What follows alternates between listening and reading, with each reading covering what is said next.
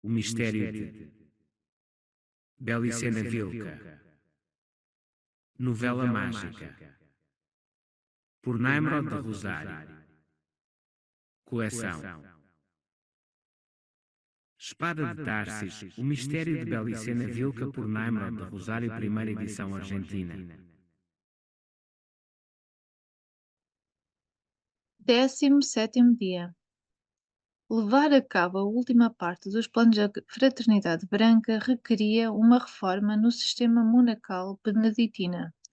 Era necessário, sobretudo, concentrar o conhecimento da ordem e controlar, a partir deste centro, as principais funções culturais do Ocidente. E aquela reforma não demoraria, pois estava prevista de antemão, quer dizer, era uma alternativa estratégica dos Golem.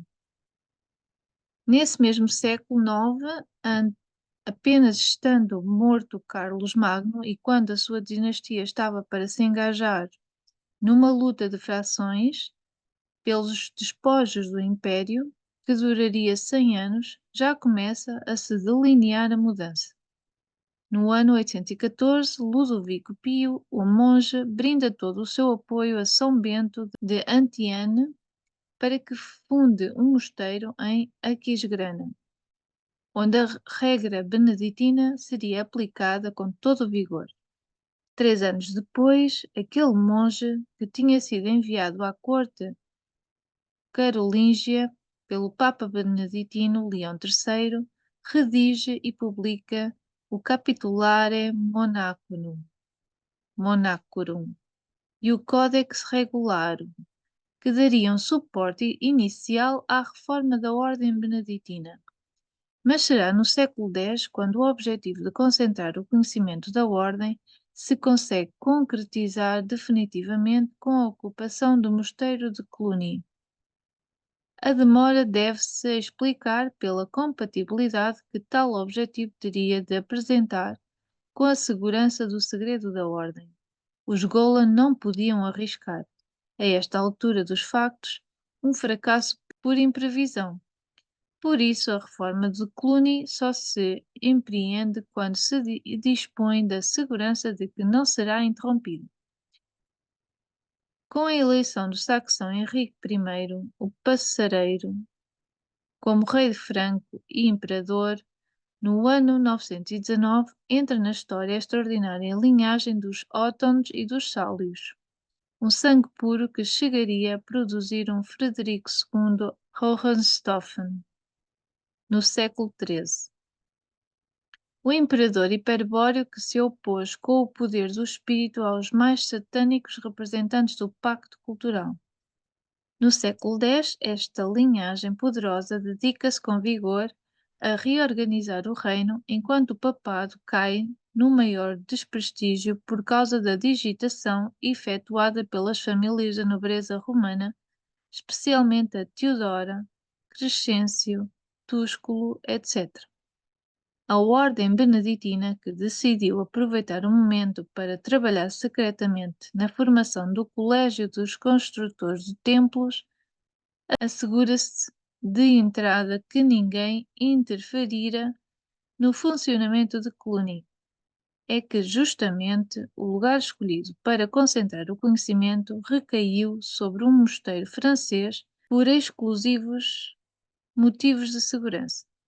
Uma sucessão de bulas papais emitidas durante os séculos X e XI, acatadas ao pé da letra pelos duques da Aquitânia e os reis de Borgonha, estabeleceram a total independência de Cluny de qualquer autoridade, fora o Papa ou seus abates. Nem os reis, nem os duques ou condes, nem os bispos regionais podiam intervir nos assuntos do monastério. Já ouviu falar recentemente, Dr. Signarel, de certas bases secretas que possuiriam as grandes potências, por exemplo, os soviéticos ou os norte-americanos, mas nas quais se teria reunido um enorme número de cientistas de todas as especialidades, dotados dos melhores meios instrumentais para planear em forma integral objetivos de longo alcance e que dependeriam diretamente do presidente ou de um Conselho Supremo. e que atuariam independentemente de qualquer outra autoridade nacional, fora os seus próprios chefes ou comandantes? Pois exatamente isso era Cluny no século X. Ali planeava-se uma Europa futura, judaico-cristã, unificada sob as catedrais e o Templo de Salomão, controlada por uma ordem militar da Igreja, administrada por uma sinarquia financeira e governada finalmente pelo povo eleito. É formoso o mesmo Papa Beneditino, cujo cadáver insepulto foi rojado ao Tibre pelo Papa Estevão VI, partidário de Lamberto de Spoleto, em vingança por este nomear Arnulfo imperador, quem nomeia Bernon para empreender a grande missão. Bernon era um monge beneditino de linhagem nobre borgonhesa, cuja influência sobre o duque Guilherme I de Aquitânia foi aproveitada para convencê-lo sobre a conveniência de fundar o mosteiro de Cluny. No ano 910, o mesmo Bernon toma de direção do mosteiro e dá início à concentração do conhecimento. Reúnem-se ali os principais livros e manuscritos que a ordem possuía em distintos mosteiros e constitui-se uma elite golem dedicada à cópia de documentos e ao estudo da arquitetura sagrada. Logo, a elite golem, denominada internamente monges clérigos, ocuparia-se com exclusividade da sua tarefa e teria de abandonar a tradicional norma beneditina de compartilhar os trabalhos de manutenção do mosteiro e produção de alimentos. Nesse sentido, reforma-se a regra beneditina e cria-se a instituição dos monges laicos, para desempenhar a honrosa função de manter os golem. Durante o mandato do seu segundo abade, São Odon, já começam a ver-se os frutos da reforma. Primeiro funde-se a fama sobre o ascetismo e a perfeição alcançada pela reforma cluniacense, o que atrai a curiosidade dos outros mosteiros e causa a admiração do povo. Logo envia-se grupos de monges especialmente treinados para os monastérios que os requerem, para iniciá-los na reforma. Aos membros do povo, seleciona-se-os cuidadosamente para incorporá-los à elite dos monges clérigos, ou encarregá-los das tarefas próprias dos monges laicos.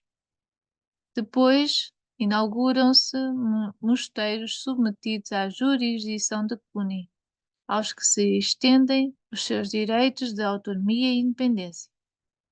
Nesse ponto, Cluny era uma congregação por direito próprio, e quem mais entusiasticamente apoia São Odon com uma bula no ano 932 é o Papa Beneditino João XI, filho bastardo do Papa Sérgio III e de Maruzia de Teodora, célebre assassina da época.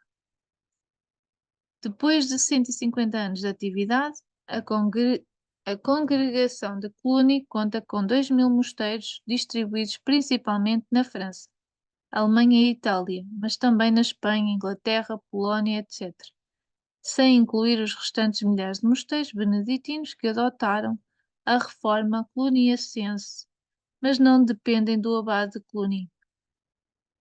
Em meados do século XI, a ordem conseguiu transformar eficazmente a cultura europeia. Sob o manto intelectual dos beneditinos de Cluny, formam-se os grêmios de maçons operativos que demonstraram a sua perícia na arte da construção românica e que já estão prontos para lançar a Revolução do Gálio, mal chamado gótico. Por trás deste movimento, naturalmente, está o colégio secreto de construtores de templos, mas também se conseguiu plantar no coração dos senhores feudais a semente do sentimentalismo, do arrependimento e da piedade cristã. Os pecados pesam cada vez mais na alma do cavaleiro e requerem o alívio da confissão sacerdotal. Aceita-se esmorecer a conduta guerreira mediante a paz de Deus e a trégua de Deus. determinadas pelos sacerdotes. Moraliza-se os guerreiros germanos com princípios judaicos da lei de Deus, do temor à justiça de Deus, etc. Como resultado disso, surge uma classe especial de nobres e cavaleiros que, sem perder o seu valor e audácia, mas respeitosos a Deus e aos seus representantes, estão condicionados para se julgar cegamente a qualquer aventura que lhes assinale a Igreja. Os planos da Fraternidade Branca vão se cumprindo em todas as partes. No ano 1000, logo de ter aterrorizado a Europa com a proximidade do juízo final, os Golan avançam um grande passo ao expor ao imperador alemão o seu projeto de reconstrução do Império Romano do Ocidente com capital em Roma e conseguir que este aceite deslocar a capital do Império da sua base alemã. Ainda que tal projeto não tenha funcionado, a ideia estava lançada e influiria durante 200 anos nos objetivos imperiais do Reino Alemão. Os detalhes deste plano acertam-se entre o rei Otto o Grande e o Papa Golan Silvestre II, cujo nome era Gerbert de Reims. E nesse plano, o ano 1000, no compromisso que assumia o imperador de lutar contra os infiéis, especialmente contra os sarracenos da Espanha, mediante uma milícia de Deus, estavam claramente esboçados os conceitos das cruzadas e das ordens militares 100 anos antes da sua realização. Mas o êxito do plano dependia, em todo o caso, da sujeição do imperador frente à autoridade do Papa, do domínio que a Igreja pudesse impor sobre o temperamento natural indómito dos soberanos germanos. Seria ali onde se mediriam novamente as forças do pacto cultural contra a memória inconsciente do pacto de sangue.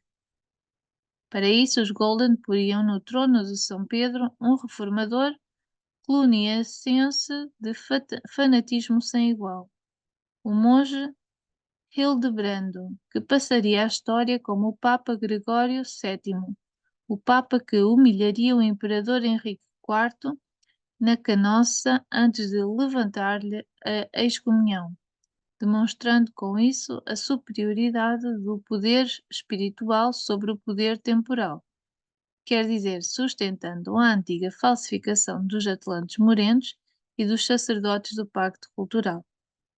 Para a sabedoria hiperbórea, contrariamente, o espírito é essencialmente guerreiro e, portanto, as castas nobres e guerreiras são espiritualmente superiores às sacerdotais. Mas com a debilidade de Henrique IV, o dano estava causado.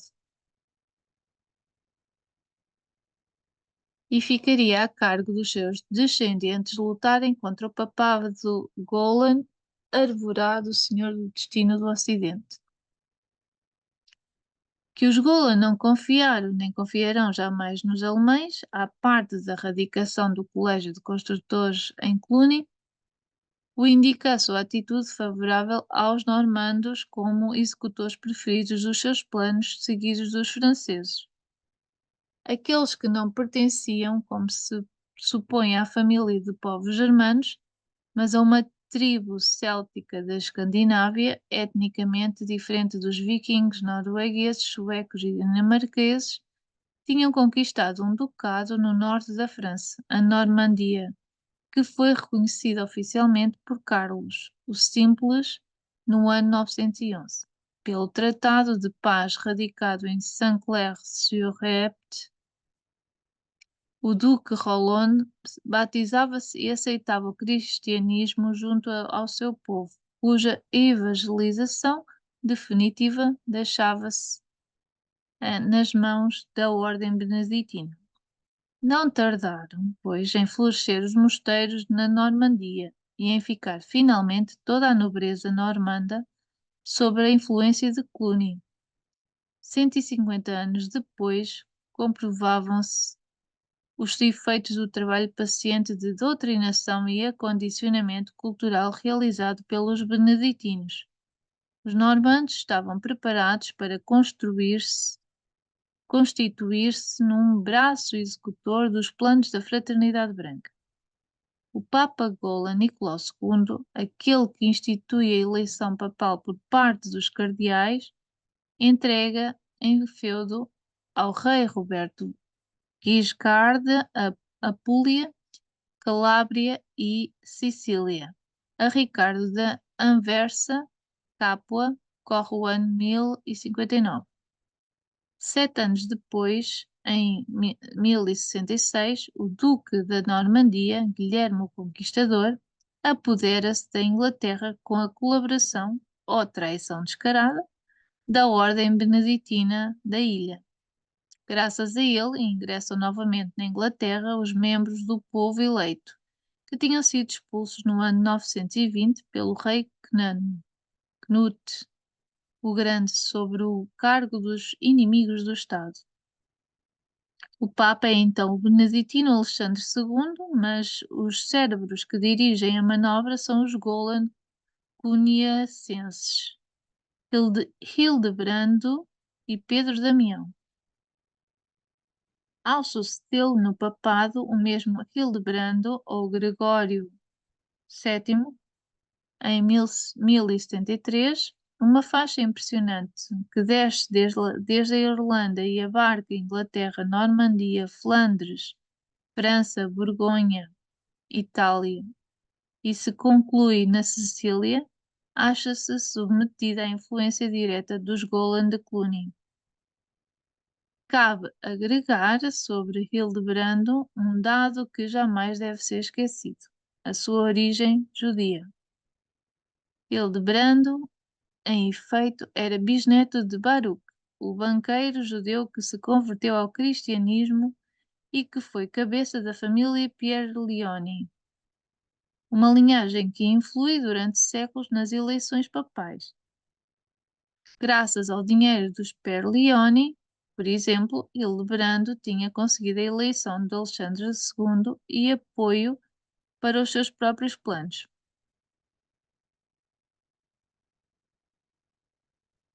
E a banca Pierleoni, por suposto, era muito filantrópica, e sua caridade sempre tinha beneficiário, claro, a congregação de Cluny, onde os seus irmãos de raça e os Golan preparavam o governo mundial do povo eleito. Pôr em prática o plano dos Golan demandará um ensaio preliminar. Esta prova geral de verificação de potencialidade será a primeira cruzada.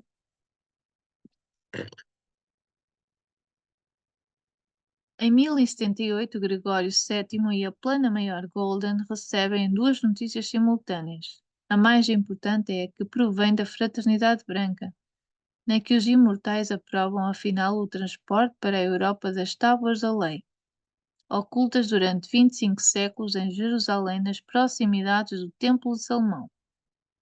A outra notícia vem do Império do Oriente, que está cercado por um poderoso destacamento militar dos turcos seljúcidas, que já ocuparam o Irã, Bagdá, Síria, Palestina, grande parte da Ásia Menor e acabam por apoderar-se de Jerusalém.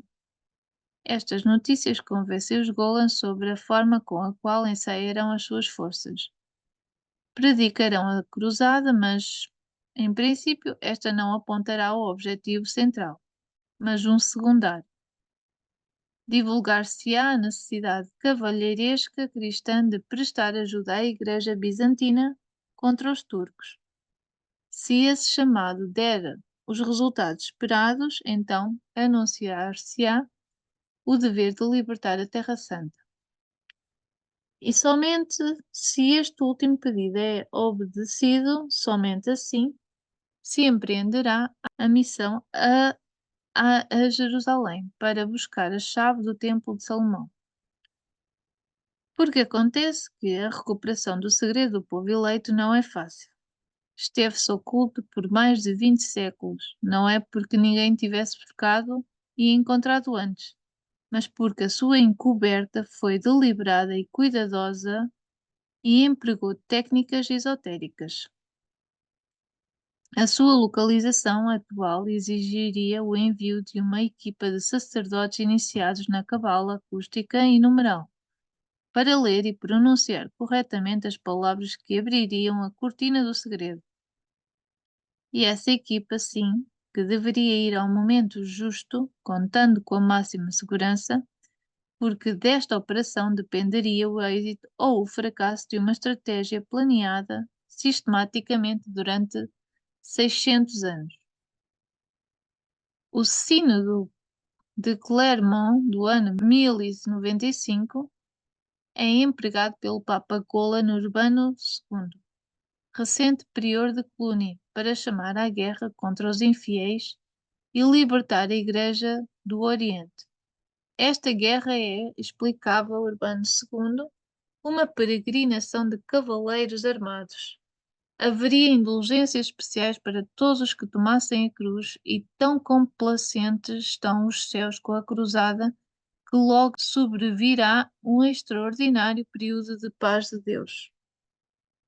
Pedro Ermitão, um orador popular, reúne uma multidão de 100.000 pessoas carentes de preparação militar e de meios, a que pronto será exterminada. Em troca, o exército de cavaleiros francos, flamengos e normandos causa a admiração dos Golan.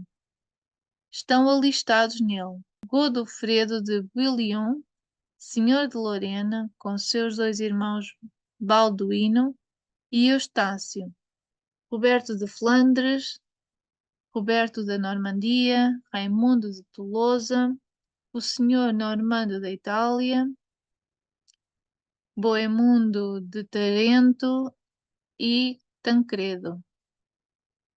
A este exército poderia-se solicitar de entrada a conquista de Jerusalém.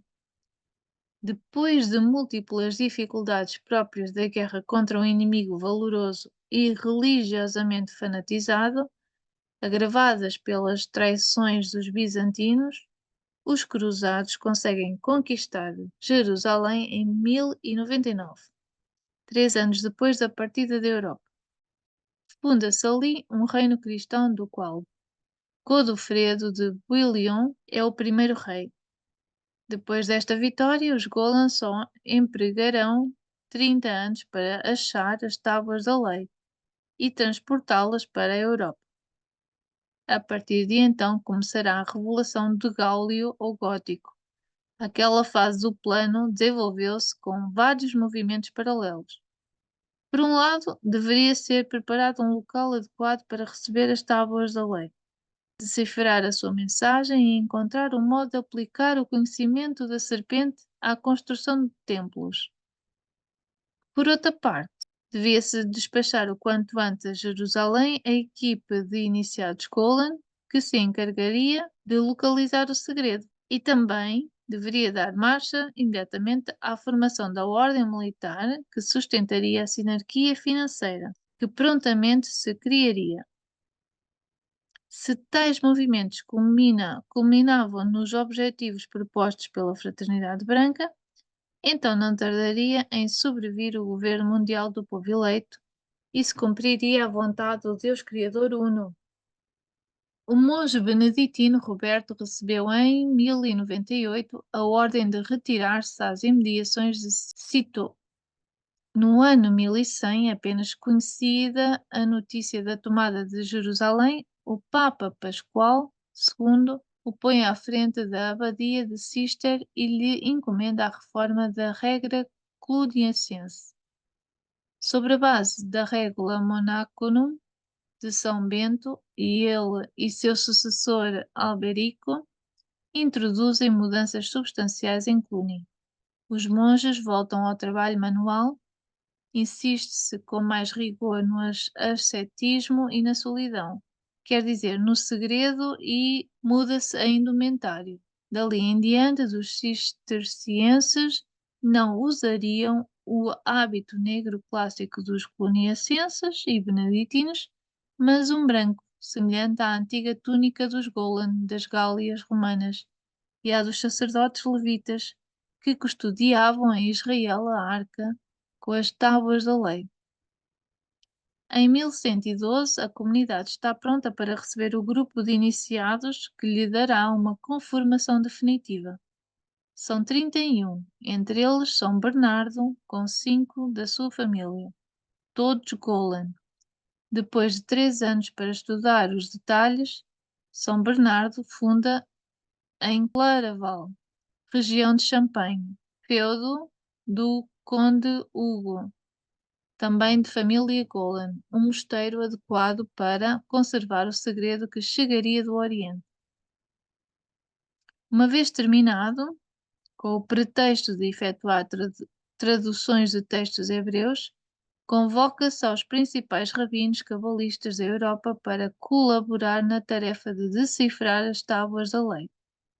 Estranha comunidade de Cister e Claraval, integrada por golãs e judeus, enquanto a Europa inteira se proclama cristã frente aos povos infiéis do Oriente. Quando morre São Bernardo, existiam 350 mosteiros cistercienses e no final do século XIV chegavam a 700 na Europa. Deste modo, elevou-se adiante o primeiro movimento. Quanto a Cluny, não se deve crer que, quando se fundou o Cister e se expandiu a ordem do Templo, não lhe iria restar algum poder. Prova disso é o enorme volume das suas instalações, alcançado no século XIII. Como exemplo, vale lembrar que em 1245, com o motivo do Concílio Geral de Lyon, reunido pelos Golden para excomungar o imperador hiperbóreo Federico II, uma numerosa comitiva acompanhou o Papa na sua visita a Cluny, onde foram alojados comodamente sem que os monges precisassem abandonar as suas celas, quer dizer, que possuía infraestrutura para acomodar um Papa, um Imperador e um Rei de França, junto com todos os prelados e senhores de seus cortejos. Não creia que eu exagere, senhor, designei ele. Além do Papa Inocêncio IV, estavam ali os 2 patriarcas de Antioquia e Constantinopla, 12 cardeais, 3 arcebispos, 15 bispos, o rei da França São Luís, sua mãe Bianca de Castela, seu irmão o duque de Artois e sua irmã, o imperador de Constantinopla, Balduíno II, os filhos do rei de Aragão e Castela, o duque de Borgonha, 6 condes e um elevado número de senhores e cavaleiros. A sua biblioteca contava com 5.000 volumes copiados por frades, sem contar as centenas de manuscritos, rolos e livros da antiguidade que eram peças únicas na Europa. Se gostou deste conteúdo, subscreva o canal. Força e honra, camarada!